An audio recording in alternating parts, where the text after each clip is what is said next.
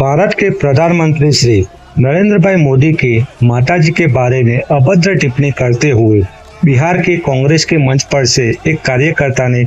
जो अभद्र टिप्पणी की, उसके बारे में पूरे भारत भर में जन आक्रोश दिखाई दे रहा है। तो उसी के तहत आज अरवली जिले के मोड़ासा तहसील में भारतीय जनता पार्टी के कार्यकर्ताओं के द्वारा जन आक्रोश व्यक्त करते हुए आज कांग्रेस के राहुल गांधी का पुतला दहन मोड़ासा में किया गया और भारतीय जनता पार्टी के कार्यकर्ताओं के द्वारा उग्र विरोध भी दर्शाया गया। हिमांशु व्यास, उज्जवल भारत न्यूज, अरवली।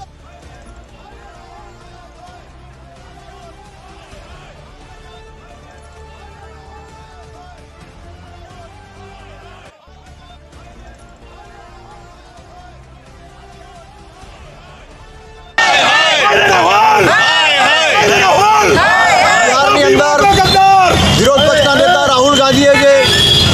માનનીય પ્રધાનમંત્રી મોદી સાહેબને જે ગાળો આપી છે તેના વિરોધમાં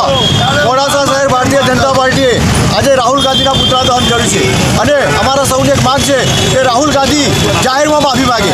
ભારત માતા કી